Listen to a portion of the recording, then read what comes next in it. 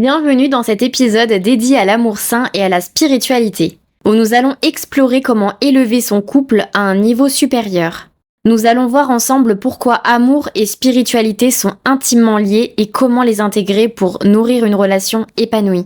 L'objectif est de vous offrir des outils concrets pour cultiver un amour sain, basé sur la compréhension mutuelle, la communication et une connexion plus profonde à soi et à l'autre. Dans ce podcast, nous allons aborder 3 grandes parties, les bases d'un amour sain, comment utiliser la spiritualité pour renforcer le couple, et enfin comment pratiquer une communication consciente au quotidien. Préparez-vous à réfléchir, à ressentir et peut-être à expérimenter quelques exercices que vous pourrez directement mettre en pratique avec votre partenaire. Partie 1. Comprendre les bases d'un amour sain. Pour commencer, il est essentiel de comprendre ce qu'est un amour sain. Un amour sain, c'est celui qui repose sur le respect mutuel, l'acceptation des différences et le partage de valeurs communes.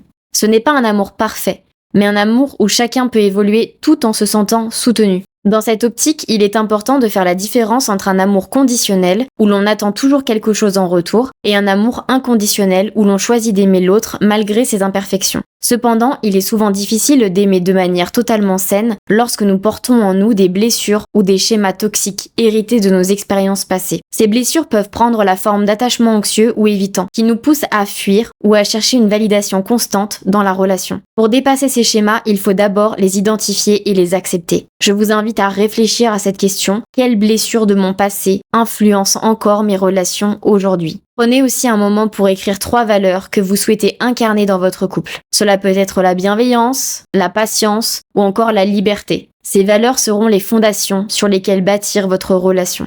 Partie 2. La spiritualité comme fondation pour élever le couple. Dans cette deuxième partie, nous allons voir comment la spiritualité peut transformer un couple en un véritable chemin de croissance personnelle et commune. Le couple est souvent vu comme un miroir, c'est-à-dire que les comportements et réactions de notre partenaire reflètent nos propres forces et faiblesses. Cela peut parfois être inconfortable, mais c'est aussi une opportunité incroyable de grandir spirituellement. Lorsque nous abordons les défis du couple avec une perspective spirituelle, nous pouvons voir chaque conflit comme une leçon et chaque moment de joie comme une célébration de notre union. Pour intégrer cette spiritualité dans le couple, il existe des pratiques simples mais puissantes comme la méditation à 2. Prenez 5 minutes par jour pour vous asseoir face à face, fermez les yeux et synchronisez vos respirations.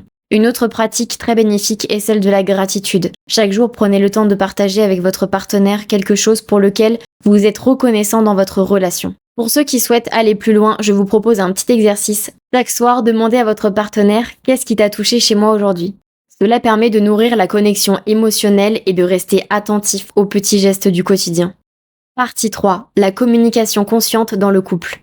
La 3e partie de ce podcast est dédiée à la communication consciente, car c'est souvent là que les couples rencontrent leurs plus grands défis.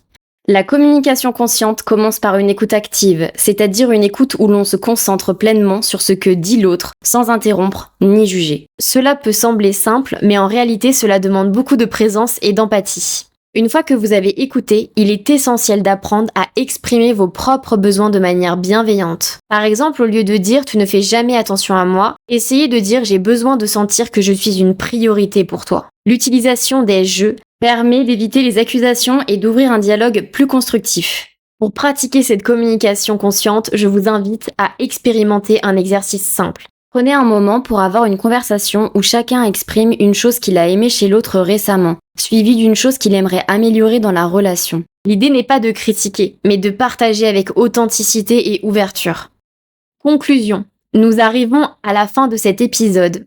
Cet épisode est court, mais j'espère que vous repartez avec des idées et des outils pour élever votre couple vers un amour plus sain et spirituel. Rappelez-vous que chaque couple est unique et que ce chemin est une aventure à construire à 2, pas à pas. Je vous invite à mettre en pratique l'un des exercices proposés aujourd'hui et à observer comment cela transforme votre relation. Si cet épisode vous a inspiré, n'hésitez pas à le partager avec votre partenaire ou vos proches. On se dit à samedi pour un nouvel épisode. Prenez soin de vous.